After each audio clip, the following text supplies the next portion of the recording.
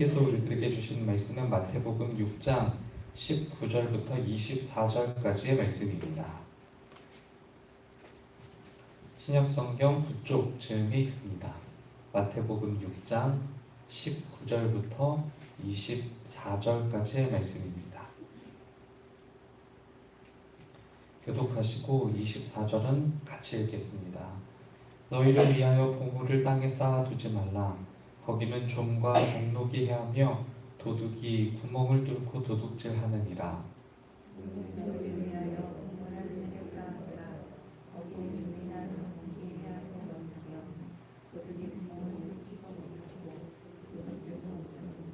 내 보물 있는 그곳에는 내 마음도 있느니라.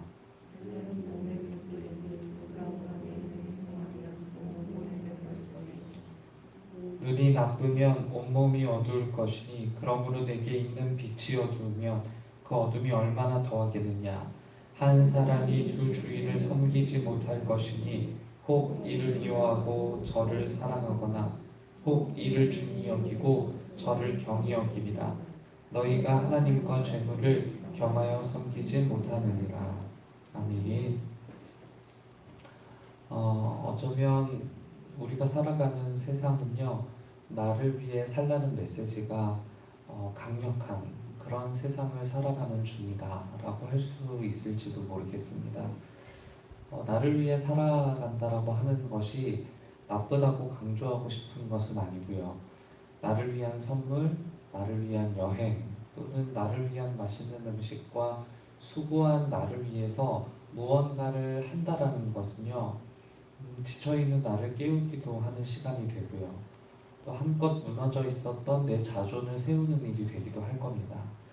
그런데 나를 위해 살라는 이 메시지가 너무 강력해지다 못해서 나만을 위해서 살아야 한다라는 메시지가 지금 오늘 득세하는 일에는 이제 제동이 필요한 때가 된 것 아닌가 싶은 생각이 들기도 하는데요. 우리는 그것을, 그러니까 나만을 위해서 살아가는 것을 이기주의 또는 개인주의라고 부르는데요.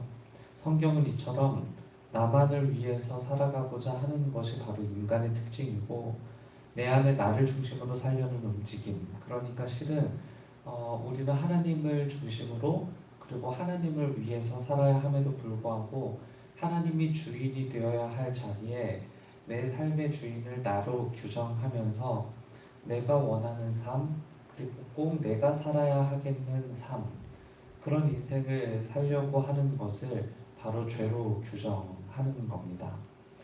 오늘 본문은 바로 이처럼 자기 자신을 위한 삶을 사는 사람들을 향한 예수님의 가르침이라고 할 수 있겠는데요.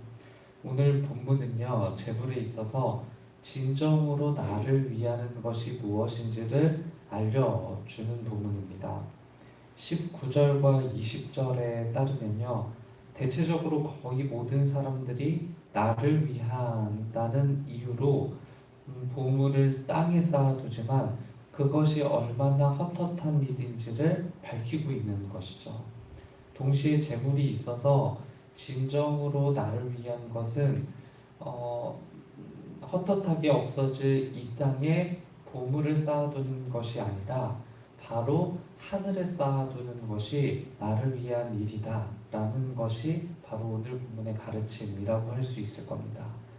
그런데 마태복음 6장 전체는요, 온통 이와 같은 사람들, 그러니까 나를 위해 살아가는 사람들의 이야기를 들려준다라고 할 수 있겠는데요. 나를 위해 살아가는 사람들의 이야기를 예수님께서 들려주시면서 진정으로 나를 위한다는 것이 무엇인지를 알려주는 예수님의 가르침이라고 할 수 있을 것 같습니다. 먼저 6장 1절부터 4절까지를 보시면요, 구제가 한 예로 등장하죠. 많은 사람들이 오늘도 구제라는 행위를 통해서 어려운 사람들을 돕곤 하지만 과거에도 이 구제라는 행위를 통해서 많은 어려운 사람들을 도왔던 것이죠. 그런데 6장 1절부터 4절까지 나타나는 구제를 보시면 1절에 의하면요, 어떤 사람들은 사람들에게 보이기 위해 의를 행했던 사람들이 있었다고 전합니다. 뭐 이것은 그때뿐만이 아니라 오늘날에도 마찬가지 아니겠어요? 당연히 자신이 다른 사람들에게 드러나길 바랐던, 그러니까 자기 자신을 위한답시고 했던 행위자들을 일컫는 것인데요. 4절에서 예수님은요, 진정한 구제가 은밀하게 하는 것이다 라는 것을 알려줍니다.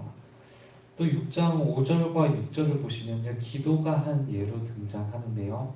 5절에 의하면 어떤 사람들은 사람에게 보이려고 회당과 큰 거리 어귀에 서서 기도하는 것을 좋아했다 라고 이렇게 전하죠. 그러나 예수님께서 말씀하신 진정한 기도란, 그리고 진정으로 자신을 위하는 사람들이란 골방에 들어가서 문을 닫고 은밀한 중에 계신 하나님께 기도하는 사람들이다 라고 이렇게 알려줍니다. 16절부터 18절까지는 금식에 관한 이야기인데요. 16절에 따르면 어떤 사람들은 금식하는 것을 사람들에게 알려야 되겠다라는 생각 때문이었던 건지 얼굴을 흉하게 하고 슬픈 기색을 띤 사람들이 있었다라고 이렇게 전하죠. 그런데 오히려 금식할 때에는 그것이 태나지 않게 머리에 기름을 바르고 얼굴을 씻으라고 예수님이 명령하는 겁니다. 모두 제가 지금 세 부류의 사람들, 세 가지 예를, 예수님께서 말씀하셨던 세 가지 예를 알려드렸는데요.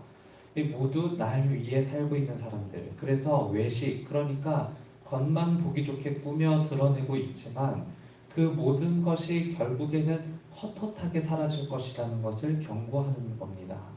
그들이 했던 구제도, 그들이 했던 기도도, 그들이 했던 금식도, 자기 자신을 위해서 하고 남에게 보이기 위해서 했던 그 모든 행위들이 결국에는 헛헛하게 사라지고 말 것이다 라는 것을 경고하는 것이고요.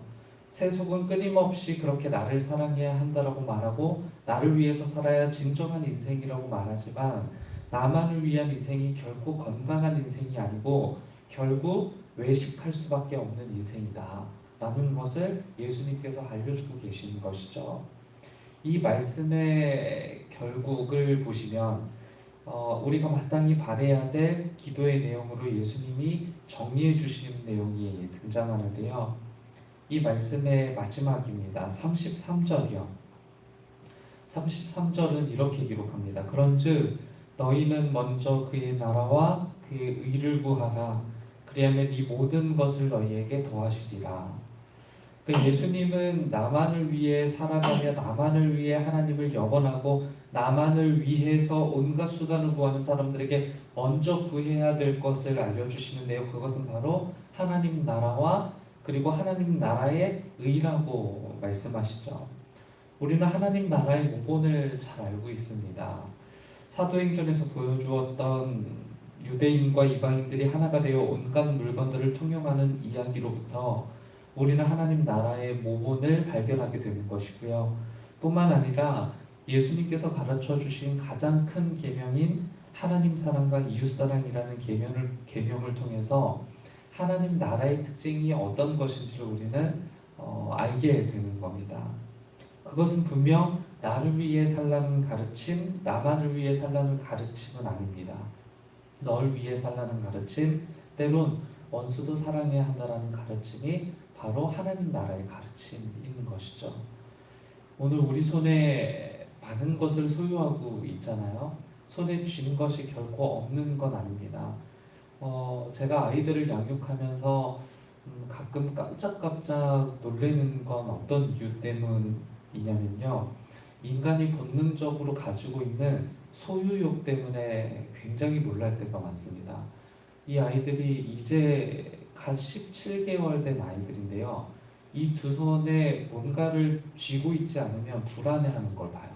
그리고 이 두 손에 쥐고 있는 것 중에 하나라도 뺏기면 그 하나가 아쉽고 아까워서 울부짖는 아이들의 모습을 보면서 인간이 본능적으로 가지고 있는 이 소유욕이라는 게 정말 놀랍다라는, 그러니까 결국 우리가 죽을 때까지 이 두 손에 쥔 걸 놓지 못해서 이렇게 살아가는 것 아니겠어요? 그러니까 이 두 손에 쥔 이 소유를 가지고 나의 유익과 나의 만족을 위해서 사용하려는 작심으로 끌어모으려는 데만 혈안이 되어 있는 게 오늘날 현실이고 우리가 살아가는 세상이라는 거예요. 그런 우리에게 진정한 나를 위한 행위란 널 사랑하는 것이다. 그러니까 옆에 있는 사람, 내 아내, 내 남편, 내 자녀들 뿐만 아니라 그 옆에 우리가 그동안 마음 담아 바라보지 못했던 그 사람들을 사랑하는 것이다. 널 사랑하는 것, 널 위해 사는 것임을 바로 오늘 본문이 알려주는 겁니다. 소유와 소비를 조장하는 세상 속에서도 널 사랑하기로 결단하여 참된 하나님의 사랑을 보여주는 교회 공동체가 되시길 주님의 이름으로 축복합니다. 함께 기도하겠습니다.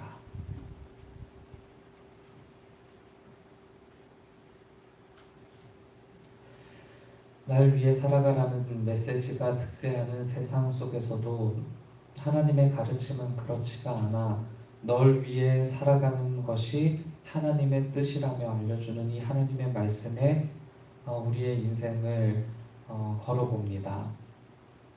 저희들은 너무나도 보잘것이 없게 여겨져 또 가진 것이 없게 여겨져 두 손 가득 쥐고 하나님을 향하여 다름질하고 있지만 그러나 하나님께서는 우리가 이미 많은 것을 받았노라고 많은 것을 가졌노라고 말씀하시며 두 손에 있는 모든 것을 내려놓고 다른 이들을 위해 이타적인 삶을 살라고 말씀하시니 주님, 그 삶이 너무나도 어렵다고 느껴지더라도 우리가 가끔은 도전할 수 있도록 믿음과 지혜를 허락하여 주시며 결국에는 그것이 나를 위한 삶이라는 것을 깨달아 너를 위한 삶을 포기하지 않도록 우리를 인도하여 주옵소서.